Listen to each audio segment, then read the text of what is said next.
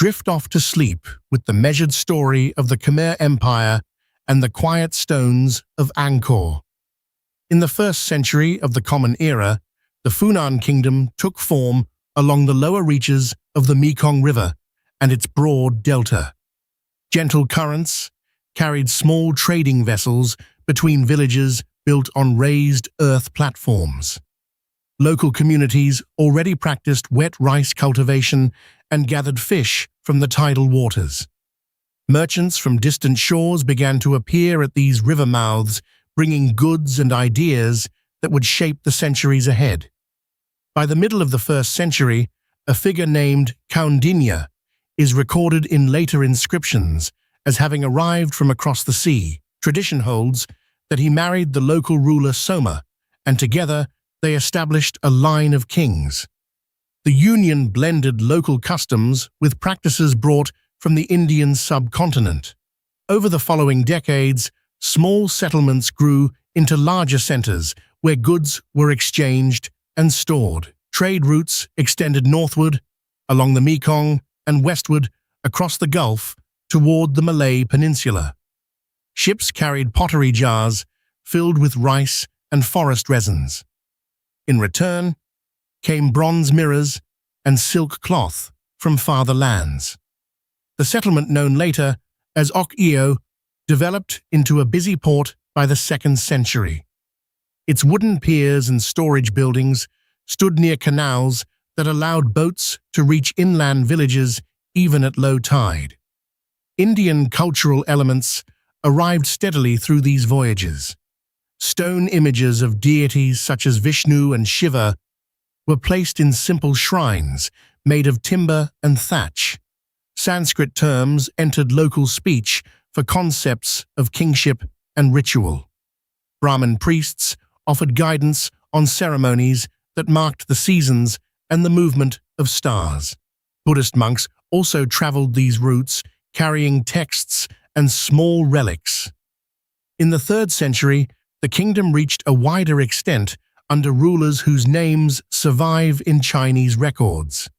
Fan Shiman directed the construction of roads that connected inland rice fields to the coast. Envoys traveled to the court of the Wu dynasty in China, carrying gifts of ivory and spices. These journeys strengthened ties that would continue for generations. The capital at Vyadapura served as a gathering place where decisions about irrigation and defense were made in open courtyards. Villages along the delta expanded their canals during this period. Water buffalo pulled wooden plows through the rich silt left by annual floods. Families stored surplus grain in raised granaries built on sturdy posts. The rhythm of planting and harvest remained steady year after year while traders came and went with the monsoon winds. By the 4th century, stone inscriptions begin to record donations of land and cattle to religious foundations. These early records mention both Hindu and Buddhist establishments existing side by side. Local artisans carved lintels and door frames with motifs of lotuses and mythical creatures. The soft sandstone of the region lent itself to careful shaping by hand tools. The 5th century brought continued contact with southern China and the growing states of the Malay Peninsula. Funan maintained a fleet of river and coastal vessels that moved goods in both directions. Chinese visitors described walled enclosures and markets where gold and silver were weighed for exchange. The kingdom remained a meeting point rather than a tightly centralized realm. In the 6th century, the balance of power began to shift toward inland centers. A new polity called Chenla gradually absorbed territories that had once answered to Funan rulers. The old port settlements did not disappear at once, but their prominence lessened as river trade patterns changed. The foundations laid by Funan, however, continued to influence later developments in language, religion, and administration. The Mekong Delta itself stayed fertile and productive. Successive generations maintained the canals and embankments that protected fields from saltwater intrusion. The memory of early kings lived on in oral accounts, passed at evening gatherings near the riverbanks.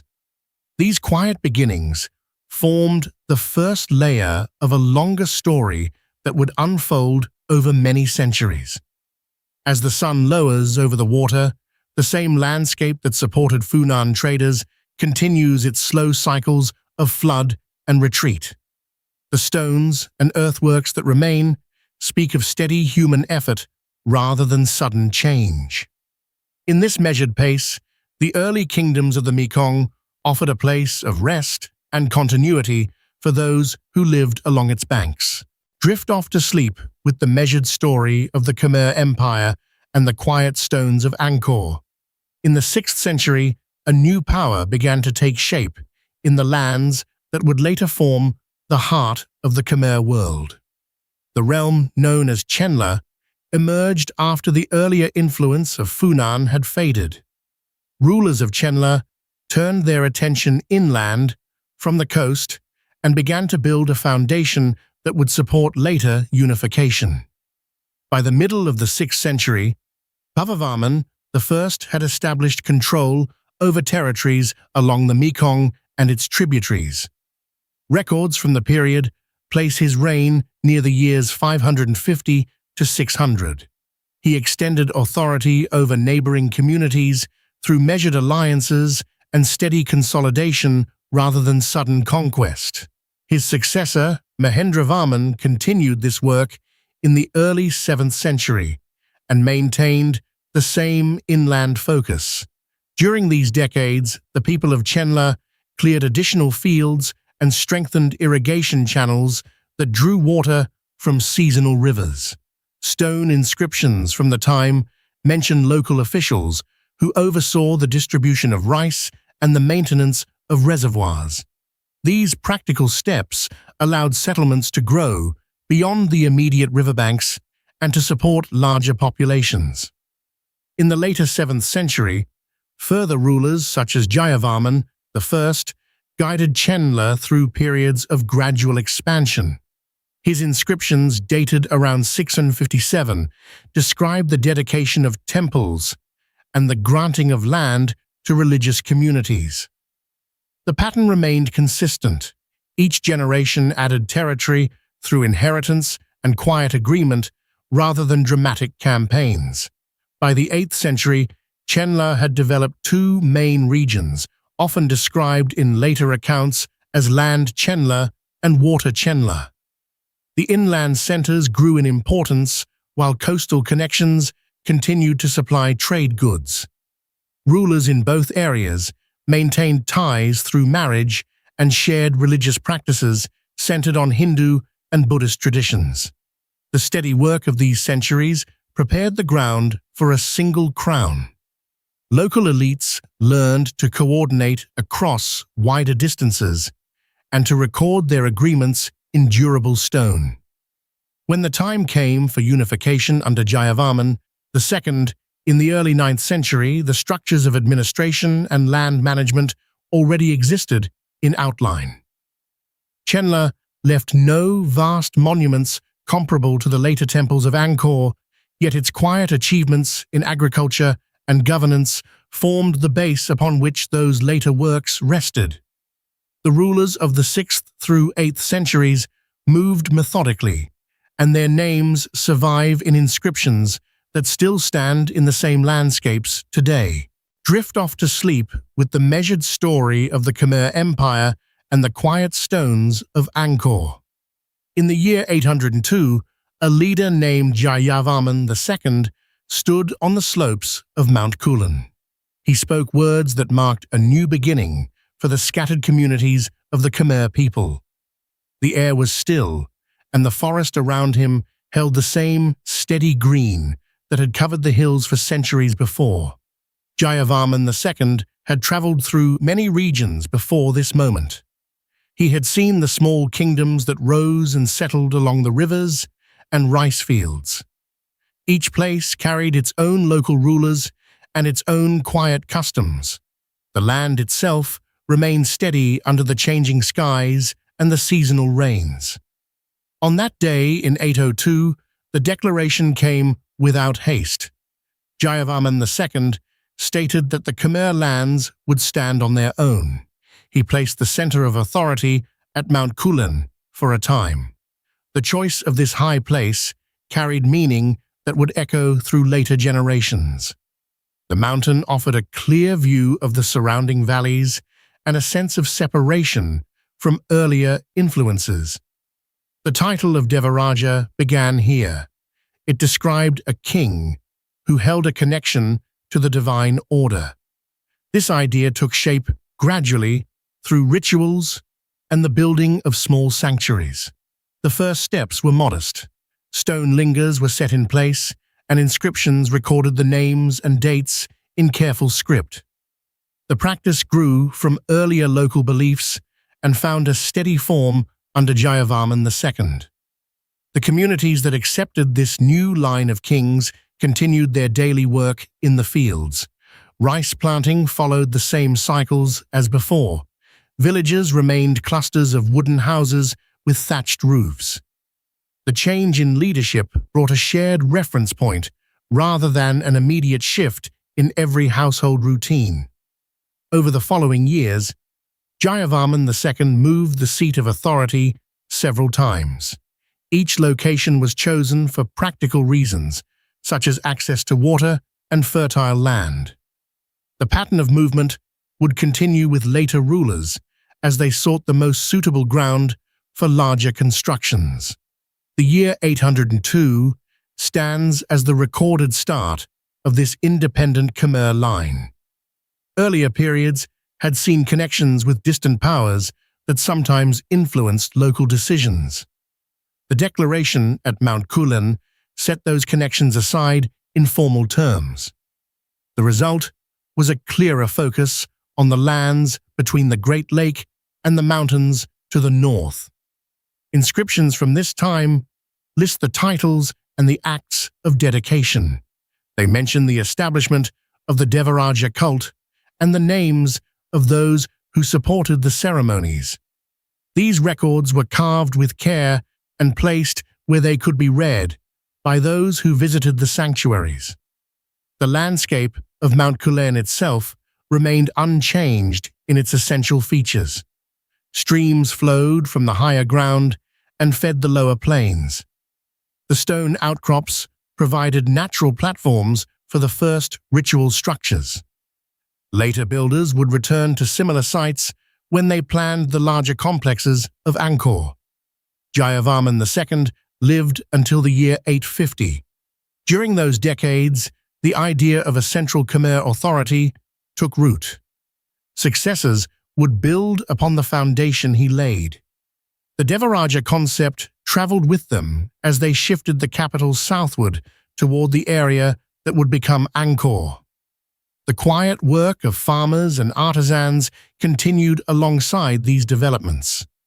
Pottery was shaped by hand and fired in simple kilns. Cloth was woven from local fibers.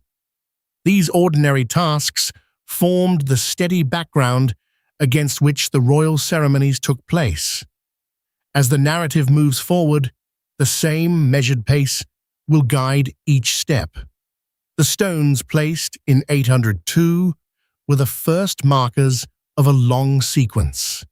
Each later ruler added to the record in the same calm manner. The empire grew through steady accumulation rather than sudden change. The forest around Mount Kulen held many paths that connected villages. Travelers carried goods and news along these routes. The Declaration of Independence traveled in the same way, reaching distant settlements over time. The message was simple and direct. Jayavarman II left behind a clear date and a clear place. The year 802 at Mount Kulen remains the reference point for the start of the Angkor period. Later inscriptions would look back to this moment with respect. The Devaraja kings that followed inherited both the title and the practice of placing the capital in carefully chosen locations. Each choice reflected the needs of water management and defense. The pattern began with the decisions made in the early 9th century. In the quiet hours of reflection, the mind can rest on these steady facts. The names and dates stand without urgency. They form a gentle chain that leads from one generation to the next. The stones of Angkor still carry the marks of that long sequence. The chapter closes with the same calm tone that opened it.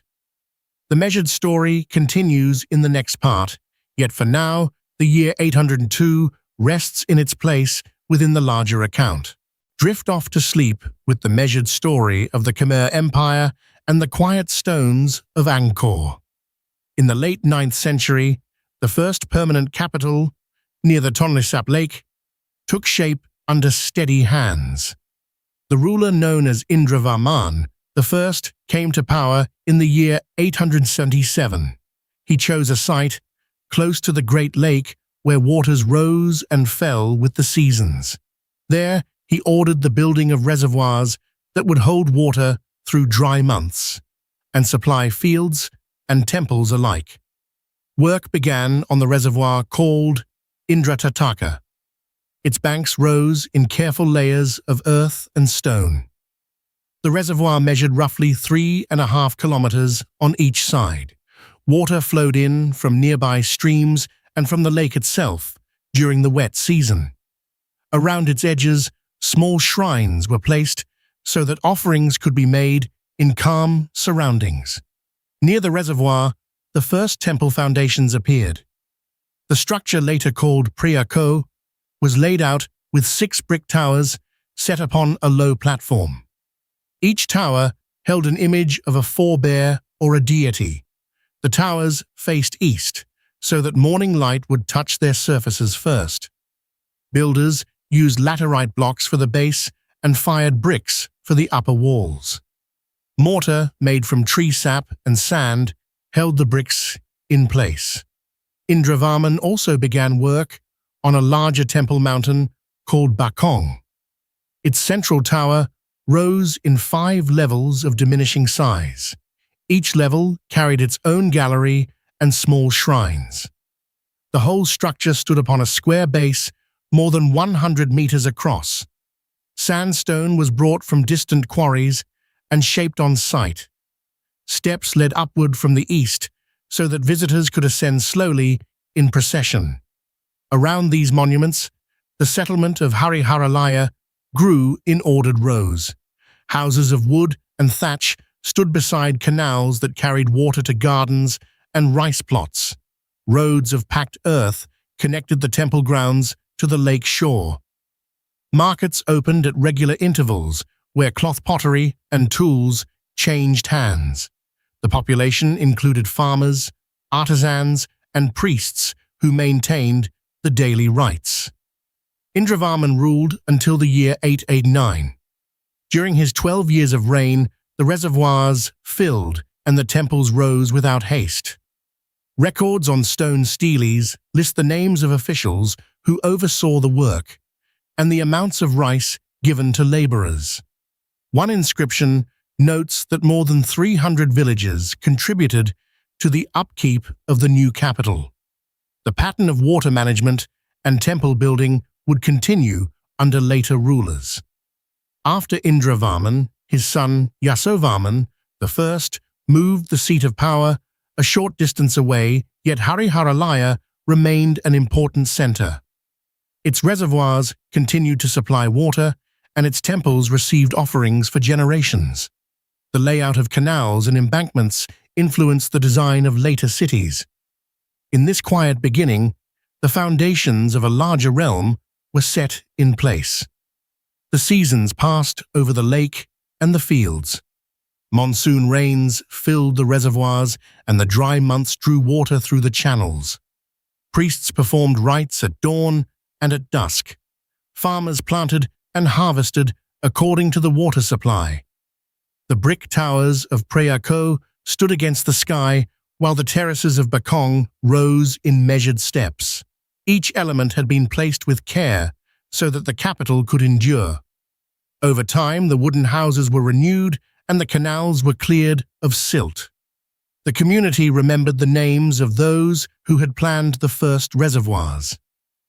The pattern of temple and water that began here would be repeated at other sites in later centuries. Hariharalaya remained a place of steady work and quiet continuity. As evening light softened the laterite walls and the brick towers, the capital settled into its nightly rhythm. The lake reflected the sky, and the reservoirs held their calm surfaces.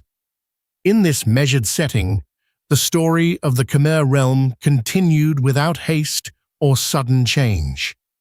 The stones and the water remained. Drift off to sleep with the measured story of the Khmer Empire and the quiet stones of Angkor. In the year 889, a ruler named Yasovarman I chose to move the seat of power to a new location along the northern shore of the Great Lake. The decision unfolded slowly through careful planning and the steady work of many hands. Yasovarman had come to the throne after the reign of his father Indravarman I, and he carried forward the practice of building reservoirs that had already begun in earlier generations. The new capital received the name Yasovarman after the king himself, and it marked the beginning of what later generations would know as Angkor. The move placed the royal court near reliable sources of water and fertile land. Yasovarman directed the construction of a large reservoir known as the East Baray. Work on the reservoir began soon after the capital was established and continued across several seasons. The structure measured roughly 7 kilometers in length and nearly 2 kilometers in width. Earth was shaped into long dikes that held the water during the dry months and released it when fields required irrigation. The reservoir supported rice cultivation for the growing population and provided a steady supply for daily needs. Stone inscriptions from the period record the dedication of temples and the allocation of land to religious foundations. Yasovarman sponsored the building of shrines on small islands within the East Baray itself. These shrines honored both Hindu deities and the memory of earlier kings. The king also established monasteries for Buddhist monks and granted them resources from royal estates. Each foundation received specific villages and fields whose produce would sustain the religious communities over time. The landscape around the new capital changed gradually as canals were dug to connect the reservoir with surrounding rice fields. Water flowed along these channels in measured patterns that followed the natural slope of the land. Farmers planted their crops according to the seasons, and the stored water allowed a second harvest in many areas. The steady rhythm of planting and harvesting supported the artisans who carved stone and the laborers who maintained the dikes. Yasovarman ruled until approximately the year 910. During those 2 decades, the foundations of Angkor took shape in both practical and ceremonial forms. The East Baray remained in use long after his reign, and later rulers added further reservoirs and temples nearby. The choice of location proved enduring because the combination of water storage and agricultural land allowed the city to expand over successive centuries. Daily life in Yasovarman followed the cycles of the reservoir and the fields. Families rose with the sun to tend crops and to carry offerings to the small shrines that dotted the landscape. Monks walked along shaded paths between their monasteries and the royal court. Scribes recorded grants of land on stone and on palm leaves so that future generations would know the boundaries and the obligations attached to each plot. The king's inscriptions described the East Baray as a gift to the realm and as a source of merit for the ruler. The language used in these records is measured and formal, reflecting the calm order the court sought to maintain. No sudden events interrupted the construction once it had begun. Instead, the work advanced through repeated efforts of digging and reinforcing the embankments year after year. Over time, the reservoir became a central feature of the capital. Its still waters reflected the sky and the towers of the nearby shrines. During the rainy season the surface rose, and during the dry months the level fell in a predictable rhythm that matched the needs of the rice plants. The people of Yasovarman came to rely on this cycle as a quiet constant in their lives. Later rulers would build additional barays to the west and north, yet the East Baray remained the first and the model for what followed. Its dimensions and its placement demonstrated the engineering knowledge that Yasovarman and his advisors applied to the landscape. The reservoir continued to function for many generations, providing water and supporting the growth of the city that would become one of the largest in the ancient world. The story of Yasovarman and the East Baray is one of steady preparation rather than sudden change. Each step followed from the one before it in a sequence that unfolded across decades. The capital moved, the reservoir was built, the temples were dedicated, and the fields were planted. These actions created the conditions that allowed Angkor to develop further in the centuries after Yasovarman's reign ended. As the evening light fades, consider the measured pace of these ancient works. The stones of the East Baray still lie beneath the surface of the present landscape. The canals once dug by hand now rest under layers of earth and vegetation. The names of Yasovarman and his foundations remain recorded in inscriptions that have survived the passage of time. In the quiet repetition of these facts, the mind may find a gentle path toward rest. Drift off to sleep with the measured story of the Khmer Empire and the quiet stones of Angkor. In the opening years of the 11th century, the throne at Yasovarman passed through a time of quiet transition. Suryavarman I took his place as ruler in the year 1002. His reign would last until 1050. During those decades, the reach of Khmer authority moved outward in steady increments across lands that today form parts of Thailand and Laos. Suryavarman I came to power after a period of contested succession. Records carved in stone at the time mention his claim through both lineage and alliance. He consolidated control within the core territories first. The capital remained centered at the great reservoir city where earlier kings had built their temples and palaces. From this base he directed attention toward neighboring regions. By the second decade of his rule, Khmer forces had moved westward. They entered the Chao Phraya River basin. Local polities there acknowledged Khmer oversight in exchange for protection and trade access. Inscriptions from the 1020s record the placement of officials bearing Khmer titles in these western districts. The city of Lavo became an important outpost under this arrangement. Further north, the influence extended toward the Mekong River valleys that lead into present-day Laos. Suryavarman I established new sanctuaries along these routes. One such site received dedications in 1034. These constructions served both religious and administrative purposes. They marked the steady presence of Khmer administration without abrupt conquest. The king maintained a measured approach to governance. He issued royal orders that encouraged the continuation of local customs while requiring loyalty oaths. Taxation records from the period show modest increases in rice and cloth deliveries from the extended territories. These goods flowed back to the capital reservoirs that sustained the growing population. Suryavarman I also turned attention to hydraulic works within the core lands. New canals connected existing barays. The improvements supported additional rice fields. This agricultural stability underpinned the longer campaigns of influence. By 1040, the western and northern frontiers had settled into a pattern of regular tribute and shared religious observance. Stone inscriptions from the later years of the reign list the names of provincial governors. Several of these men carried titles that combined Khmer and local elements.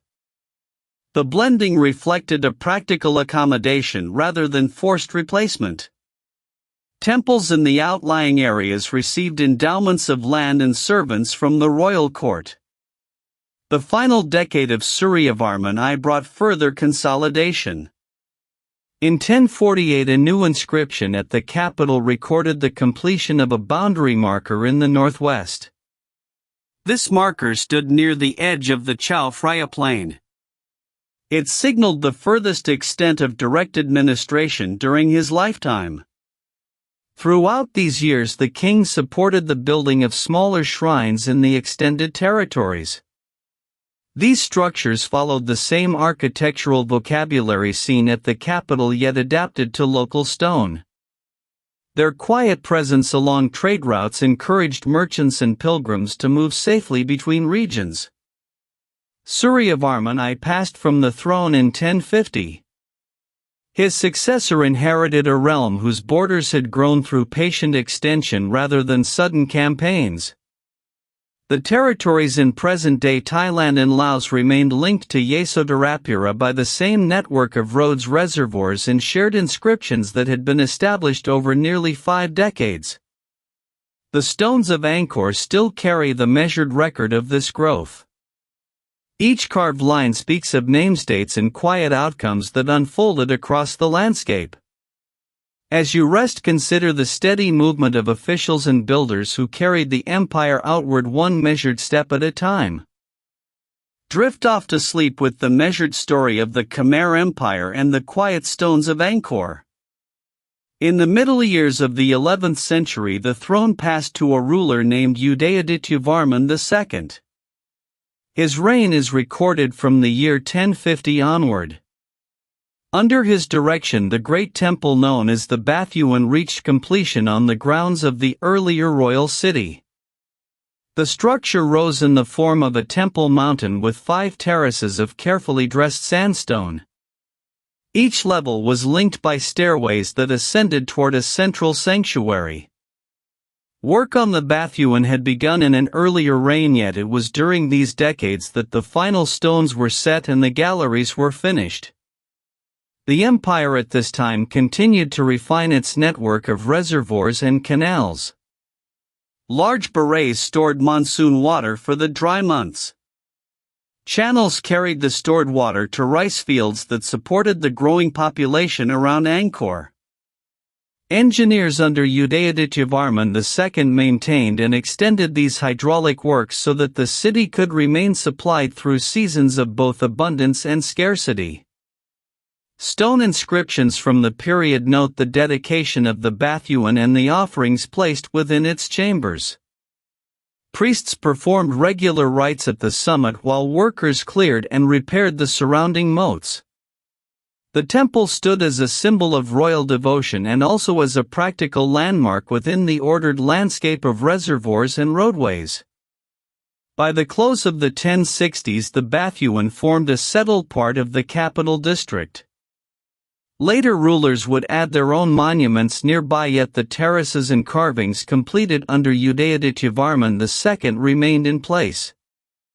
The hydraulic systems continued to function year after year, bringing water from the barrays to the fields and back again through measured channels. In this way the daily life of the empire moved forward in steady rhythm with the seasons, and the stones of the Baphuon watched over the quiet city. Drift off to sleep with the measured story of the Khmer Empire and the quiet stones of Angkor. In the early 12th century the throne passed to a ruler named Suryavarman II. He came to power around the year 1113 after a period of contested succession. Records carved in stone tell us he was a capable administrator who restored order to the kingdom. Under his guidance the empire maintained steady relations with neighboring states and focused attention on building projects that would endure for centuries.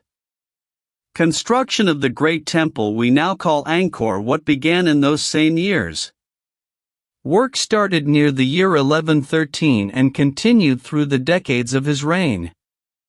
The site lay just south of the earlier royal city of Angkor.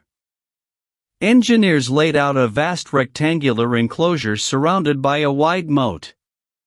The central tower rose in careful stages, aligned with the cardinal directions so that the first light of the equinox would fall along its axis.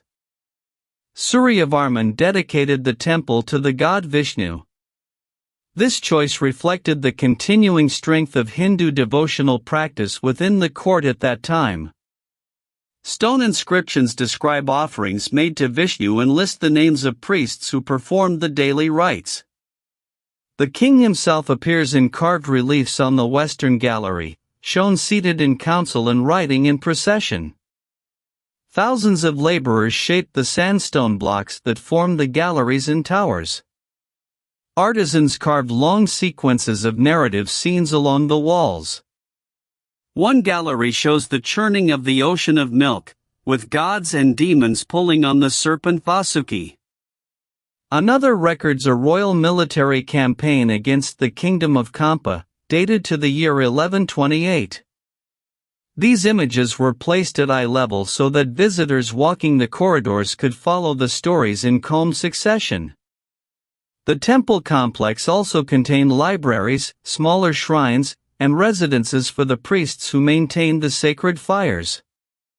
Water channels brought fresh water from the nearby river into the moat, creating a reflective surface that mirrored the towers at dawn and dusk. Suryavarman ruled until approximately 1150. During his time, the empire reached a high point of architectural achievement and administrative stability. After his death, the throne passed to other members of the royal family, yet the temple he began remained a center of worship for generations. Later rulers added their own inscriptions and restored sections of the galleries when time or weather caused damage. The measured pace of construction allowed each generation of masons to refine the proportions of the towers and the spacing of the columns. The result is a structure whose symmetry and balance continue to guide the eye even in the quiet hours of evening light. As you listen to these details, picture the slow progress of the work across the decades, each carved stone set in place with patience and care. Drift off to sleep with the measured story of the Khmer Empire and the quiet stones of Angkor. In the year 1181, Jayavarman II came to the throne after years of service and reflection. He had already taken part in the defense of the realm against earlier threats and now turned his attention to the work of rebuilding and renewal. His long reign would last until around 1220 and would be remembered for the steady construction of new monuments and the quiet spread of Mahayana Buddhist teachings. Angkor Wat was planned as the new capital. Work began in the opening years of his rule. Massive laterite walls and wide moats were laid out to enclose the city. 5 great gates allowed passage beneath towers carved with serene faces. Inside the walls, broad avenues led toward the center where the Bayon temple would rise. The Bayon itself was begun soon after 1181. Its many towers each carried 4 large stone faces looking outward in the cardinal directions. These faces were carved with calm expressions and half-closed eyes. Inscriptions found at the site record the dedication of the temple to the Bodhisattva Avalokiteshvara and note the king's wish that the structure serve as a place of meditation and offering. Further temples followed in measured succession. Ta Prohm was dedicated in 1186. Its galleries and courtyards were built to honor the king's mother and to house a community of monks and scholars. The stone was quarried from nearby hills and brought by river before being dressed and set in place by teams of workers who labored through the dry seasons. Preah Khan was completed in 1191. This temple complex honored the king's father and included libraries, rest houses, and a large central sanctuary. Inscriptions on its doorways list the names of the deities installed there and the daily offerings of rice, incense, and flowers that were to be maintained. Roads were improved across the empire to connect these new centers. Rest houses were placed at regular intervals so that travelers and pilgrims could find shelter. Hospitals were also established, each supplied with medicines and attended by physicians trained in the traditions of Buddhist care. Mahayana Buddhism received steady support. The king commissioned images of the Buddha and the Bodhisattvas in bronze and stone. Monks traveled between the temples carrying texts and teaching the practices of compassion and insight. While Hindu rituals continued at older shrines, the new foundations gave greater visibility to the ideals of enlightenment and service. Bas-reliefs on the walls of the Bayon and other temples show scenes of daily life. One sees farmers bringing offerings, musicians playing at festivals, and processions of elephants. These carvings were executed with care over many seasons and remain as records of the period. Jayavarman VII's inscriptions speak of the wish that all beings might find relief from suffering. The monuments were built not as displays of power alone but as places where that wish could be expressed in stone and in the routines of worship. The work continued through the decades. Artisans moved from one site to the next, refining techniques of carving and masonry. The soft warm light of the tropical sun fell across the rising towers each morning and evening, and the slow rhythm of construction matched the measured pace of the empire's life. By the close of the reign, the landscape around Angkor had been altered by these additions. New reservoirs fed the canals that supplied water to the fields and the city. The temple stood ready for generations of visitors who would come to offer flowers and to sit in quiet reflection beneath the carved faces. Yasovarman II died around 1220. His successors maintained many of the foundations he had established, though later rulers would return to other forms of patronage. The stones of Angkor Thom and the Bayon remained in place, their surfaces gradually softened by rain and covered by the growth of the surrounding forest. The story of these years is one of patient building and of a ruler who chose to express his devotion through enduring monuments. The names of the temples, the dates of their dedications, and the quiet faces carved in stone continue to mark the landscape and to invite calm attention from those who pause to observe them. As the narration draws to its close, the mind may rest on the image of the Bayon towers at dusk, the stone faces still visible in the fading light, and the steady presence of the walls that once enclosed the city of Angkor Thom. Drift off to sleep with the measured story of the Khmer Empire and the quiet stones of Angkor. In the late 12th century, the barays and canals of Angkor reached their fullest extent. The West Baray, completed earlier in the century, held water across more than 16 square kilometers. Its earthen embankments rose steadily above the surrounding plain. Rice fields spread outward in ordered grids fed by controlled releases from the reservoir. Farmers planted and harvested according to the seasonal flow. The East Baray, older still, continued to supply water to temples and households closer to the central enclosure. Canals ran in straight lines between these reservoirs and the main moats. They carried both water and small boats during the wet months. By the 1180s, the system supported a population large enough to maintain dozens of stone temples and to clear new fields each year. Jayavarman II, who took the throne in 1181, added further channels around his new capital at Angkor Thom. These channels connected the royal palace area to the existing barays. Water entered the city through gated openings in the walls and left through outlets that prevented flooding during heavy rains. The hydraulic network allowed rice to be grown on land that would otherwise have remained dry for half the year. Surplus grain stored in temple granaries fed laborers who carved and raised new sanctuaries. The Baphuon temple, already standing, received additional terraces and causeways that aligned with the canal routes. In the surrounding countryside, smaller local reservoirs called trapiang dotted the landscape. Each trapiang collected rainwater and fed nearby plots through short ditches. Families maintained these modest ponds with simple wooden tools. The larger state berets required coordinated labor drawn from many villages. Inscriptions from the period record the names of officials who oversaw the annual clearing of silt from the main canals. One such official, known from a stele dated 1191, supervised repairs to the channel leading from the West Beret to the moat of Angkor Wat. The water reached the temple in time for the annual ceremonies honoring Vishnu. Monks and priests lived within the temple grounds and relied on the steady supply for daily needs and ritual bathing. As the century drew to a close, the hydraulic city stood at its most extensive. Fields, reservoirs, canals, and temples formed a single working landscape.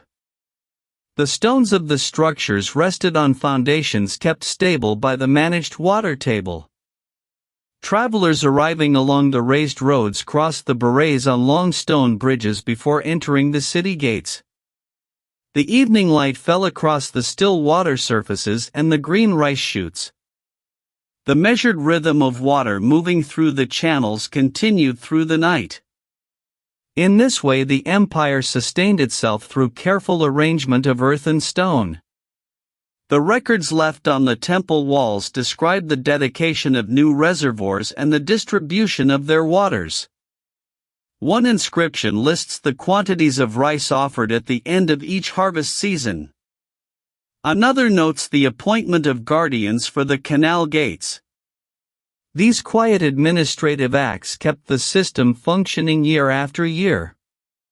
By the close of the 12th century, the hydraulic works had reached the scale that later observers would describe with quiet admiration. The fields produced enough to support the growing number of sanctuaries. The canals allowed goods and people to move across the plain without depending on seasonal floods. The berets stored water against the dry months.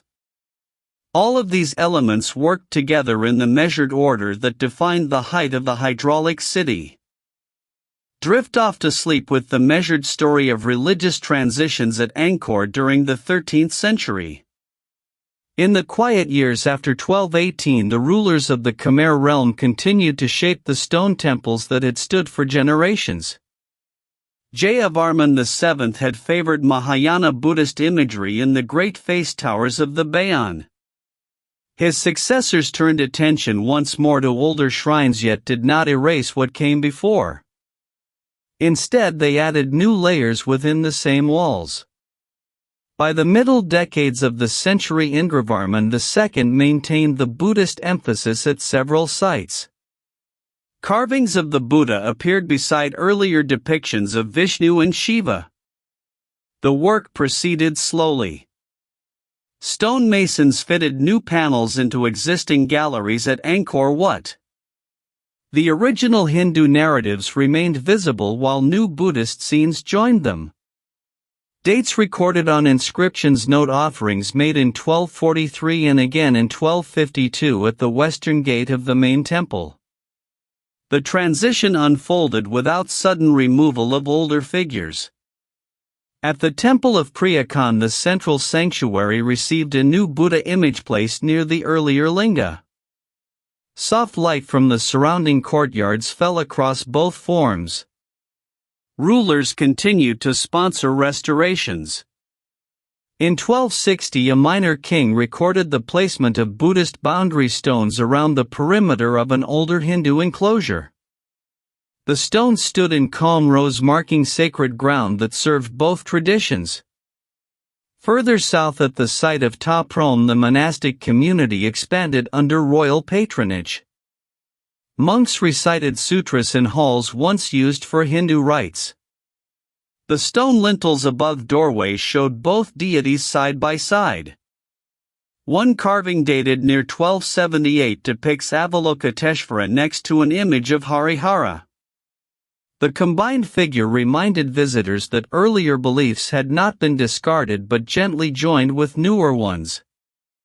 Throughout the later decades of the century, the emphasis on Buddhist imagery grew more pronounced at the outer temples. At Banteay K, additional reliefs of the Buddha in meditation were added to long corridors. Each new panel was cut with care so that the surrounding Hindu motifs stayed intact.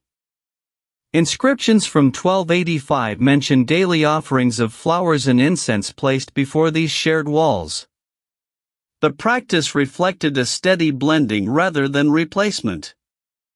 The rulers themselves adopted Buddhist titles while still honoring ancestral Hindu customs. One inscription from 1295 describes a king who restored a Vishnu shrine yet dedicated its upkeep to Buddhist monks. The same text notes the planting of shade trees around the temple grounds. These small acts accumulated over decades. By the close of the 13th century, the visual language of Angkor had shifted toward Buddhist themes while the older stones continued to stand. The process remained methodical. No temple was dismantled. Instead, new imagery was fitted into existing spaces. At the Bayon itself, later additions included more seated Buddhas among the face towers. The faces looked outward in all directions as they had since the time of Jayavarman VII. The new figures simply joined the arrangement. Visitors walking the galleries encountered both Hindu and Buddhist stories in the same slow circuit. Inscriptions from the final years of the century record the names of artisans who performed this work. One master carver named Suryavarman is mentioned in a text dated 1298. He and his apprentices placed Buddhist reliefs at the eastern entrance of Angkor Wat. The panels show the Buddha protected by the Naga Mokalinda. The carving style matches the earlier Hindu work nearby. The continuity of technique allowed the transition to feel natural within the ancient architecture. Over these decades, the religious life at Angkor settled into a quiet coexistence. Hindu rituals continued at certain shrines while Buddhist observances grew at others. The same priests sometimes served both. The stone itself recorded the change through gradual additions rather than abrupt alterations. In the soft light of the 13th century, the temples of Angkor held space for both traditions side by side. Drift off to sleep with the measured story of the Khmer Empire and the quiet stones of Angkor, now turning to the pressures from the north in the 14th century. In the years around 1350, the kingdom of Ayutthaya began to take shape along the Chao Phraya River under the rule of its first king Baphuon. This new realm grew steadily through alliances and local control. By the middle of the decade, its leaders looked toward the older centers farther east. The first recorded movements came in 1352 when forces from Ayutthaya moved across the borderlands and reached the outskirts of Angkor. These early contacts remained limited, yet they marked the start of repeated contact between the two powers. Over the following years, small groups continued to test the northern approaches to the Khmer capital. The rulers in Angkor at this time included figures such as King Suryavarman and later successors who maintained the great temples and reservoirs built by earlier generations. Records from the period note that these initial encounters brought little lasting change, yet they introduced a pattern of movement that would continue for decades. In 1363, another series of movements from Ayutthaya reached deeper into Khmer territory. The expeditions followed established routes through forested lowlands and along river courses. They returned with goods and information rather than seeking permanent occupation. The city of Angkor itself remained largely untouched in these early phases, yet the repeated presence of outsiders placed a steady demand on local resources and attention. Over time, the frequency of such contacts increased. By the late 1360s, the kingdom of Ayutthaya had consolidated its position and could send larger groups when desired. The Khmer response stayed measured, with emphasis placed on maintaining the irrigation systems and temple complexes that defined daily life in the capital region. Names such as the governor of the northern provinces appear in later chronicles as those who managed these border matters. The pattern continued without sudden disruption. In 1370 a further movement reached the vicinity of Angkor once more. This time the visitors stayed longer before withdrawing. The outcome was an exchange of envoys and a temporary pause in further contact. The great reservoirs known as barays continued to hold water for the surrounding fields. The stone galleries of the temples remained in use for ceremonies that followed the seasons. Across the next decade the same rhythm repeated itself several times. Each arrival from Ayutthaya followed similar paths and each departure left the core of Angkor intact. The cumulative effect, however, was a gradual shift in focus for the Khmer court. Resources that once supported new construction now supported maintenance and defense preparations along the northern roads. Specific dates such as 1375 and 1378 mark additional recorded movements in surviving accounts. In each case the result was the same steady pressure without decisive battle. The city adapted by strengthening watch points and by relying on the loyalty of provincial leaders. By the close of the century the repeated presence of Ayutthaya forces had become an accepted feature of the northern frontier. The quiet stones of Angkor continued to stand under the same soft light that had illuminated them for generations. Trade routes adjusted slightly to avoid the most exposed areas, yet the flow of goods and pilgrims persisted. The measured story of these decades shows how two neighboring realms learned to exist alongside one another through cycles of movement and return. The Khmer Empire retained its cultural heart at Angkor while the rising power to the west grew into a lasting neighbor. In this way the 14th century passed in calm succession of seasons and encounters, leaving the temples and reservoirs to endure under the same sky. Drift off to sleep with the measured story of the Khmer Empire and the quiet stones of Angkor. In the year 1431 the royal court prepared to leave the great city that had stood for centuries.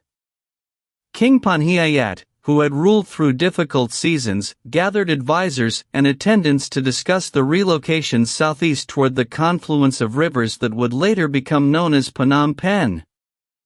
The decision came after repeated pressures from neighboring forces, yet the move itself unfolded in steady, deliberate steps rather than sudden flight.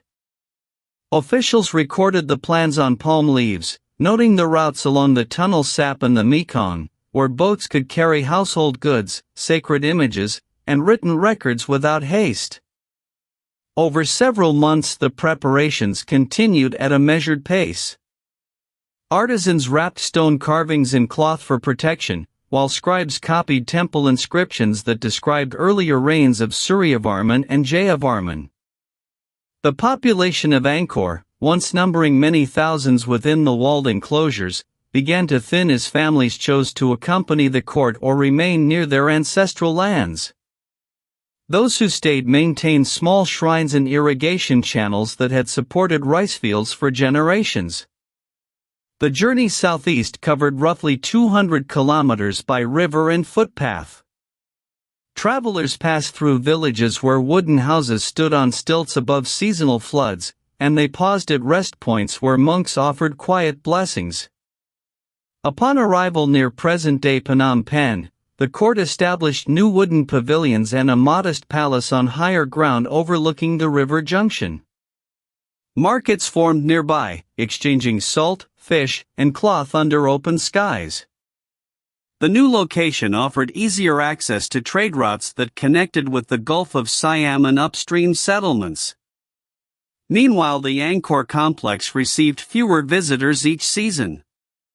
Stone causeways and reservoirs continued to hold water, yet the grand ceremonies that once filled the galleries grew less frequent.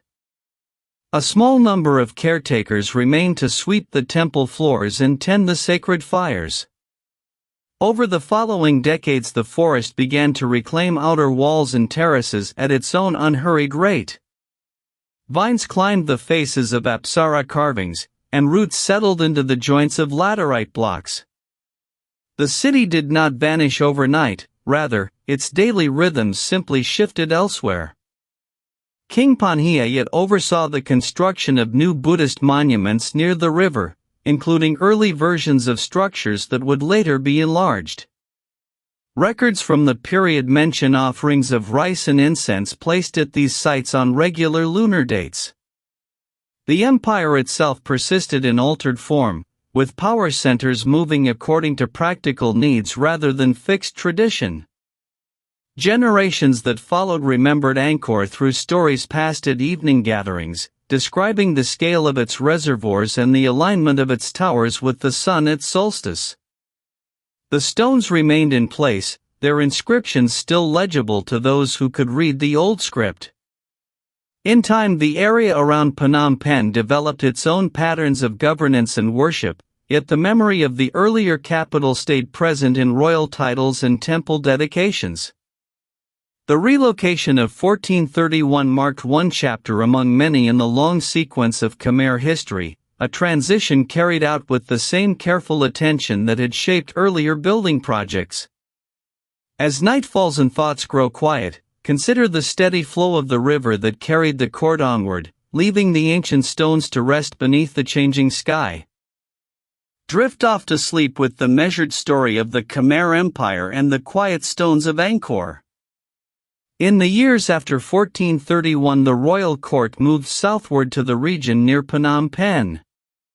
The great reservoirs at Angkor slowly silted. Families carried what they needed and left the stone galleries behind. The forest began its patient return. By the middle of the 15th century, vines had already found the joints between laterite blocks at Angkor Wat. Monks still walked the central causeway on certain festival days. They lit small oil lamps before the Buddha images that remained.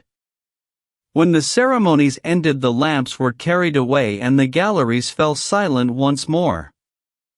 During the 16th century, local villagers continued to keep paths open to a few secondary shrines. At Ta Prohm, a stone Buddha received offerings of rice and flowers each new moon. Children learned the names of the carved apsaras from their elders. The larger temples stood untouched except by wind and rain. In 1570, a Thai chronicle noted that the old city of Angkor was now covered by trees.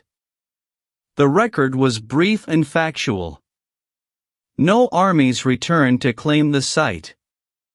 The jungle canopy thickened year after year.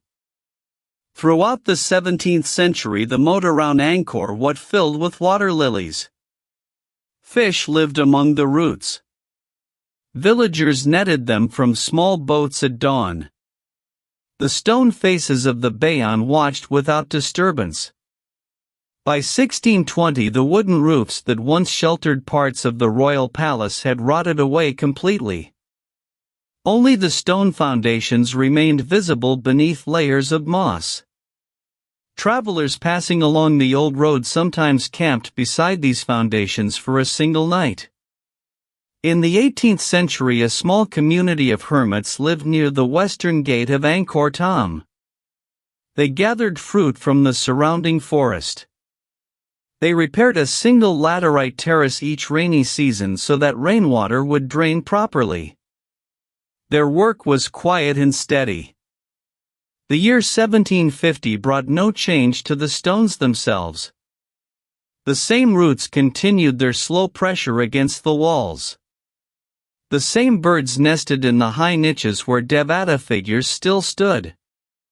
Local memory preserved the names of certain kings who had built the temples centuries earlier. These names were spoken softly during offerings at the smaller shrines. The great inscriptions on the walls were no longer read. Between 1800 and 1820, a few Chinese merchants traveling from the coast stopped at Angkor Wat to rest. They noted the size of the galleries in their journals. They did not stay long. The forest remained the main occupant. In 1840, a Buddhist monk from a nearby village began to clear a narrow path to the central tower of Angkor Wat. He worked alone for several months. When the path was finished, he placed fresh incense at the shrine and then returned to his own temple. The 19th century opened with the same pattern of gentle use. Families visited on holy days. They left small offerings and departed before evening. The stones continued their quiet conversation with the trees. By 1850, the terrace of the Leper King was almost hidden beneath ferns. Only the outline of the carved figures could still be traced by hand. Villagers knew the place and spoke of it with respect. In 1860, Henri Mouhot reached Angkor after weeks of travel. He measured the length of the causeway at Angkor Wat. He recorded the number of nagas on the bridges. His notes described what he saw without haste. The following decades brought a few more visitors. Each arrived by river and footpath. Each left after days or weeks. The temples stayed where they had stood for centuries. Throughout this long period, the local Khmer people maintained their own smaller places of worship. They did not attempt to restore the entire city. Their care was limited and practical. The forest grew thicker around the outer walls. Roots lifted paving stones by fractions of an inch each year. The process was measured only in the slow tilt of a single block. When the sun moved across the sky, the shadows of the trees lengthened over the faces of the guardians.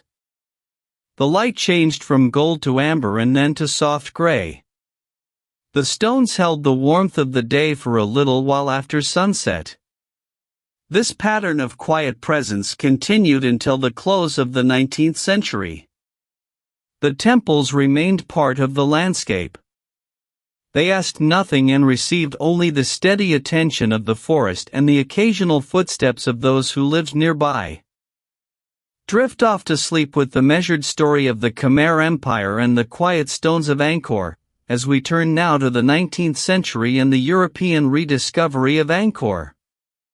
In the year 1860, a French naturalist named Henri Mouhot reached the ruins after months of travel through the forests of Southeast Asia. Born in 1826, he had already journeyed through parts of Asia collecting specimens of plants and insects when his path brought him to the overgrown galleries and towers that had once formed the heart of the Khmer capital. Mouhot kept careful notebooks during those weeks, recording the dimensions of the galleries, the carvings of deities, and the great faces that gazed from the gateways of Angkor Thom. He measured the length of the causeways, noted the height of the central tower at Angkor Wat, and described the silence that filled the spaces where monks had once walked. His observations were precise and unhurried, written in the steady hand of a man accustomed to long days in remote places. After his visit, Mouhot continued onward, but illness overtook him and he died in 1861 near Luang Prabang. His journals were carried back to France and edited for publication, appearing in successive volumes between 1863 and 1864. These printed pages carried descriptions of the temple complex to scholars and readers across Europe at a time when interest in ancient civilizations was growing. The accounts mentioned the scale of the stonework, the extent of the surrounding moats, and the dense vegetation that had claimed the structures for centuries. In the years that followed, other travelers and officials began to visit the site with greater frequency. French colonial administrators in Cambodia took note of the ruins, and small expeditions were organized to record further details. By the late 1860s, drawings and early photographs began to circulate in learned societies in Paris and London. These images showed the same galleries and towers that Mouhot had described, though now seen through the lenses of surveyors and draftsmen. The gradual accumulation of reports led to the formation of the École Française d'Extrême-Orient in 1898, which later undertook systematic clearing and study at Angkor. Throughout these decades, the stones themselves remained unchanged, their surfaces still bearing the marks of earlier centuries, while the surrounding forest continued its slow advance and retreat with the seasons. The rediscovery unfolded not as a sudden revelation but as a sequence of measured journeys, notebooks and published pages that brought the outlines of the Khmer achievement into wider view. One can picture the quiet arrival of each new observer, the careful unpacking of instruments and the long hours spent tracing inscriptions under the filtered light of the canopy. The process continued into the early 20th century with the establishment of a permanent conservation office at the site in 1907. Through all these steps, the empire that had built Angkor remained the same distant presence, its history preserved in the arrangement of the stones and the records left by those who came to look upon them again.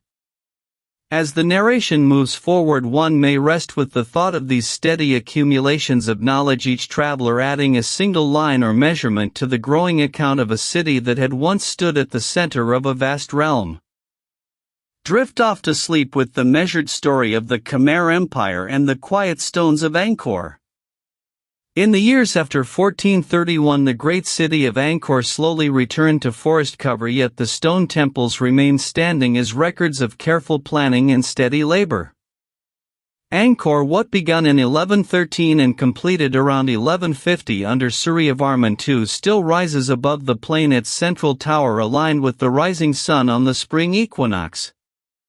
The surrounding moat measures more than 5 kilometers in perimeter and continues to hold water through each rainy season. Later rulers added their own works.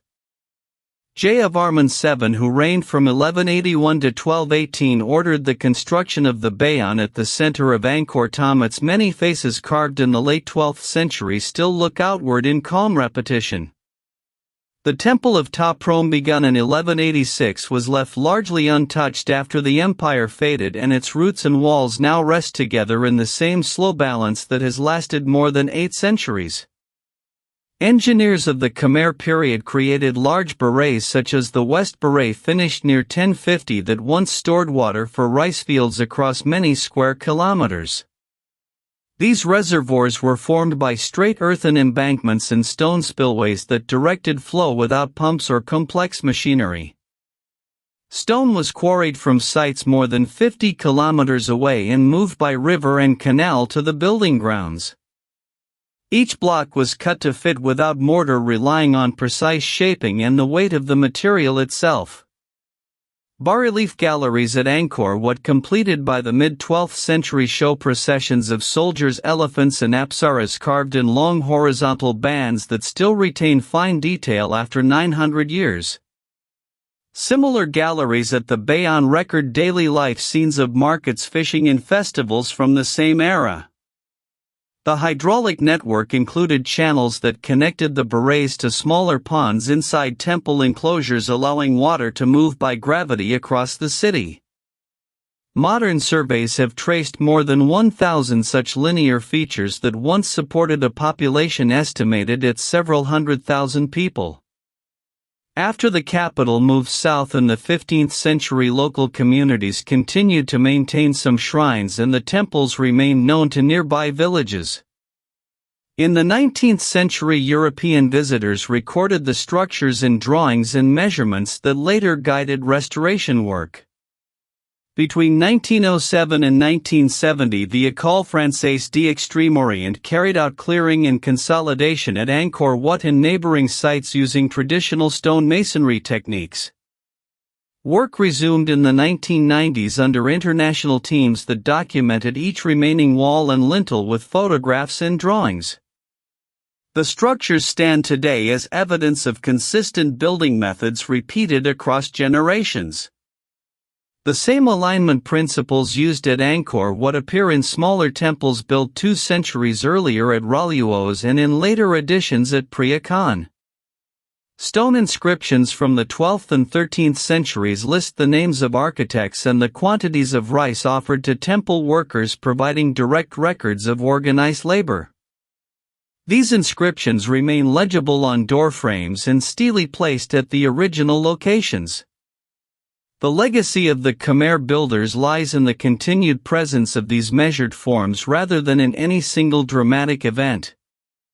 The temples and reservoirs continue to mark the landscape as quiet reminders of a long period of construction and maintenance that stretched from the 9th century into the 15th. The same methods of corbel vaulting and gallery construction appear in more than 70 major temple complexes spread across the former empire. Each complex follows a rectangular outer wall and inner sanctuary plan refined over time yet never altered in its basic proportions. The decision to build in durable sandstone rather than wood allowed these proportions to survive seasonal rains and shifting soil. Restoration teams today replace only those stones that have cracked beyond repair, leaving the original surfaces visible wherever possible.